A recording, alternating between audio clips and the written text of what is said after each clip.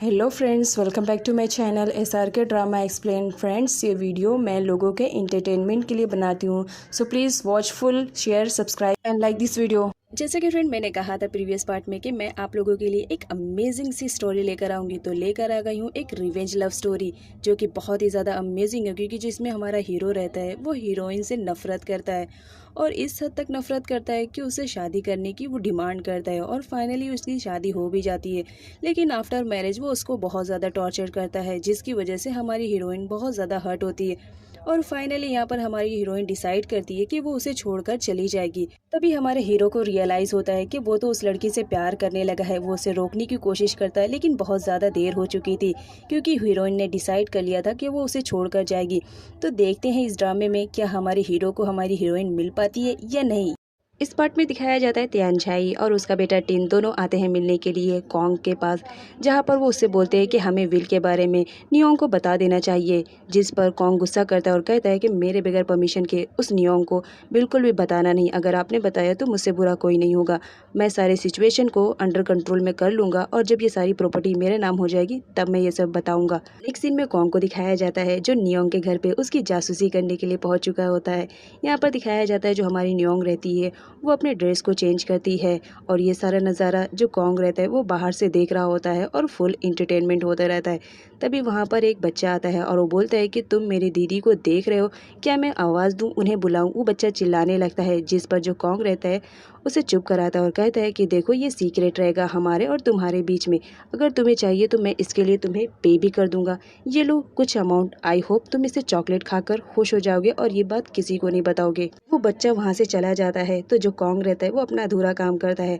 वो नियोंग को देखता ही रहता है। उसे नियोंग बहुत ज़्यादा प्रीटी लग रही थी। अचानक से कॉन्ग का फ़ोन बजने लगता है, जिसकी वजह से उसे वहाँ से भागना पड़ता है ताकि नियोंग को डाउट ना होने पाए। यहाँ पर दिखाया जाता है टीन उसे कॉल करके बताता है कि कुछ मैगजीन वाले आए हैं और वो तुम्हारा इंटरव्यू लेना चाह रहे हैं। यहाँ पर कॉन्ग को दिखाया जाता है वो कुछ देर सोचने के बाद टिन से कहता है कि ठीक है उन लोग को बुला लो, मैं उन लोग से कल मिल लूँगा। और यहाँ पर तो उसकी दिमाग में कुछ अलग ही प्लानिंग चल रही थी। यहाँ पर रत्ना को दिखाया जाता है वो विल के पेपर को पढ़ना चाह रही थी। इस वजह से वो कॉन्ग के कमरे में आकर विल के पेपर्स को ढूंढने लगती है, लेकिन उसे विल के पेपर्स नहीं मिलते हैं। तभी वहाँ पर मेड आती है और बताती है कि प्रे आई हुई है। तो यहाँ पर जो हमारी रत्ना रहती है वो प्रे से मिलने के लिए जाती है और उससे पूछती है कि तुम्हें आने की ज़रूरत क्या थी और तुम क्यों आई हो। जिस पर प्रे बोलती है तुम्हें मालूम है ये मेरे बॉस का घर है और उस कसिनो में वर्क करती हूँ, इस वजह से मेरा आना जाना यहाँ पर लगा रहेगा। लेकिन रत्ना को दिखाया जाता है वो किसी भी तरह प्रे को वहाँ से भगा देती है और जब अपने कमरे में आती है तो वो सोचती है कि प्रे जैसी लड़की अगर कॉन्ग की गर्लफ्रेंड बनी या इस घर की बहू बनकर आई तो उसके लिए बहुत बुरा साबित होएगा। इस वजह से वो जितनी जल्दी हो सके कॉन्ग के लिए एक लड़की को लाए ताकि कॉन्ग किसी ऐसे वैसे लड़की के चक्कर में ना फंसे। नेक्स्ट डे दिखाया जाता है रत्ना एक रेस्टोरेंट में किसी लड़की का वेट करती है। यहाँ पर दिखाया जाता है एक लड़की आती है जिसका नाम नोंग रहता है।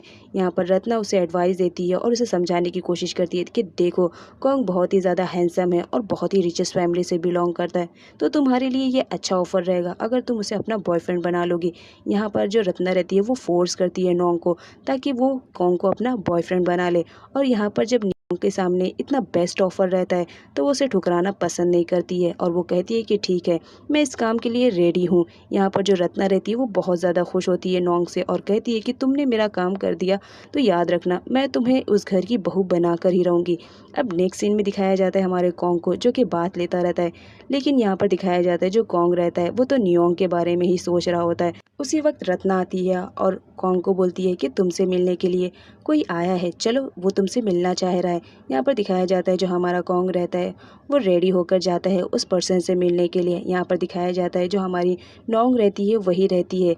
रत्ना उसे लेकर आती है घर पर ताकि कॉन्ग उसकी ब्यूटीनेस को देखकर उसे अपनी गर्लफ्रेंड बना ले। यहाँ पर रत्ना की चालाकी को दिखाया जाता है। वो कॉन्ग को बोलती है कि ये देखो मेरी बेस्ट फ्रेंड की बेटी है और ये अभी एब्रोड से आई हुई है, यहाँ पर ये जॉब की तलाश में है, ये एक मॉडर्न है, तो अगर तुम्हारी कंपनी में इसे कोई जॉब ऑफर हो जाए तो बेस्ट रहेगा। यहाँ पर जो हमारा कॉन्ग रहता है वो बोलता है ठीक है क्या तुम मेरी कंपनी में एज अ मॉडल काम करोगे।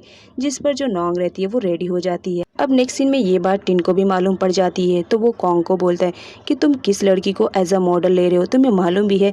जिस पर कॉन्ग बोलता है कि मुझे मालूम है, मुझे क्या करना है। देखो, अगर मैं एज अ मॉडल ले रहा हूँ तो मुझे उसके मेकअप के लिए भी किसी को बुलाना पड़ेगा, और तुम जान रहे हो ना मैं मेकअप आर्टिस्ट के लिए किसको बुलाने वाला हूँ। यहाँ पे वो बताता है कि मैं नियोंग को यहाँ पर बुलाने वाला हूँ, क्योंकि एक यही रास्ता दिख रहा था मुझे नियोंग को यहाँ पर लाने के लिए। अगर वो एक बार यहाँ पर आ गई तो देखना बहुत ही जल्द वो मेरे झांसे में आ जाएगी, और जितनी जल्दी वो मेरे झांसे में आएगी उतनी जल्दी मैं प्रॉपर्टी और ये सारी चीज़ें अपने नाम कर लूँगा। दूसरे सीन में दिखाया जाता है हमारी नियोंग के पास एक कॉल आता है, और उसे एज अ आर्टिस्ट के तौर पर उसे बुलाया जाता है, और उसे अमाउंट भी ज़्यादा ऑफर किया जाता है। जिस पर हमारी नियोंग खुश हो जाती है और अपनी मम्मा को बोलती है कि मुझे बहुत ही अच्छी जगह से ऑफर आया है, क्या मैं जाऊँ। जिस पर तौर उसे समझाने की कोशिश करता है कि तुमने अपना CV भी उस कंपनी में नहीं जमा किया, और वहाँ से तुम्हारे लिए कॉल आ गया है, मुझे तो कुछ गड़बड़ लग रहा है। जिस पर हमारी इम रहती है, वो बोलती है क्यों तुम्हें जेलेसी फील हो रही है कि हमारी नियोंग को इतनी अच्छी कंपनी से ऑफर आया है। यहाँ पर दिखाया जाता है नियोंग अपनी मॉम को फाइनली मना लेती है, लेकिन उसकी मॉम बोलती है तुम तो वहाँ जाओगी, साथ ही साथ तुम इम को लेकर जाओगी, क्योंकि कंपनी ने डिमांड किया था कि उसे कुछ दिनों के लिए वहीं पर रहना पड़ेगा। अब नेक्स्ट सीन में नो को दिखाया जाता है जो घर आ जाती है, तो उसकी मॉम उससे चिल्लाती है कि तुमने अपने क्रेडिट कार्ड को कितना ज़्यादा यूज़ किया है, तुम्हें मालूम है हमारे ऊपर कितना कर्ज हो गया है। जिस पर नोंग बोलती है आपको परेशान होने की ज़रूरत नहीं है, बस कुछ दिन की बात है।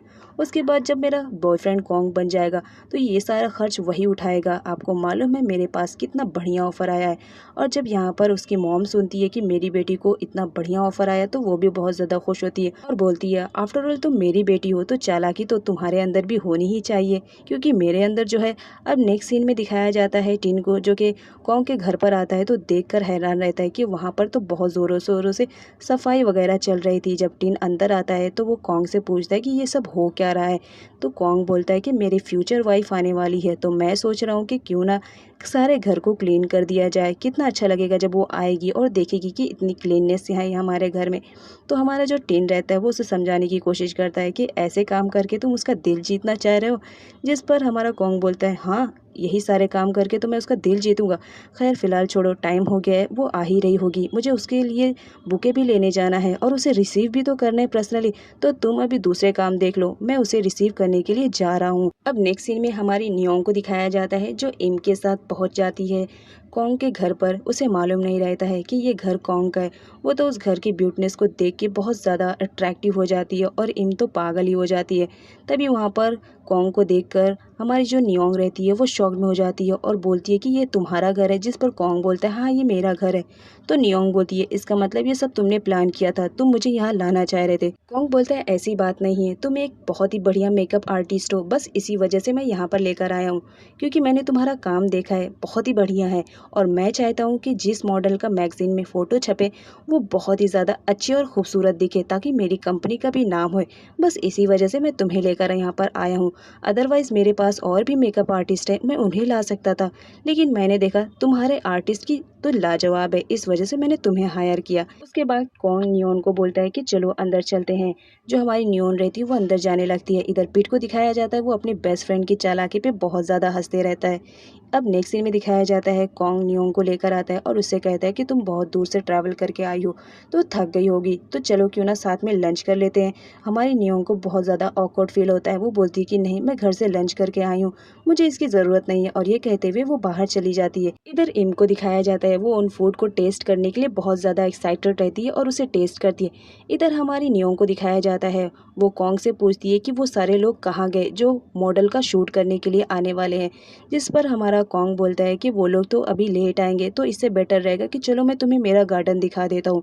यहाँ पर दिखाया जाता है जो हमारा कॉन्ग रहता है वो अपनी प्लानिंग के अकॉर्डिंग सारा काम करता है। यहाँ पर कॉन्ग को दिखाया जाता है जो अपना सारा टाइम नियोन के साथ स्पेंड करने की कोशिश करता है, लेकिन नियोन को अजीब लगता है।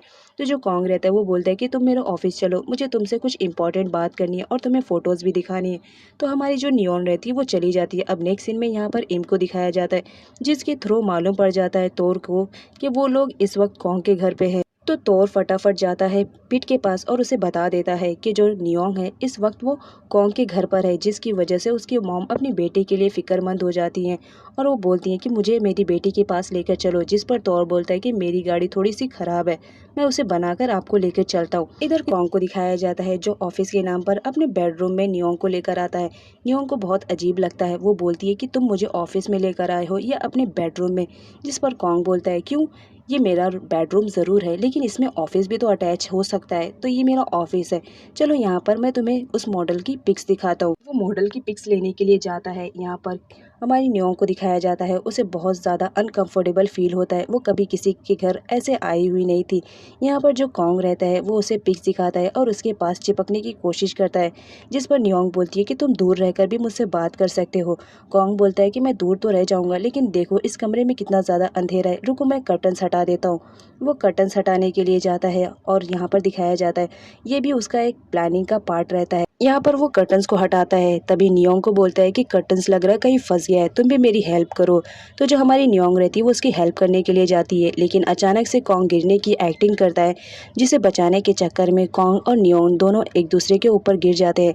यहाँ पर कर्टन्स में फंसने की वजह से नियोंग बाहर नहीं निकल पा रही थी। वो कोशिश करती है बाहर निकलने के लिए, लेकिन कॉन्ग उसे बार बार टाइटली हग कर ले रहा था। यहाँ पर कॉन्ग को दिखाया जाता है वो तो उस कर्टन से बाहर निकलने की कोशिश करती है, लेकिन अनफॉर्चुनेटली यहाँ पर नियोंग और कॉन्ग की किस सीन को दिखाया जाता है।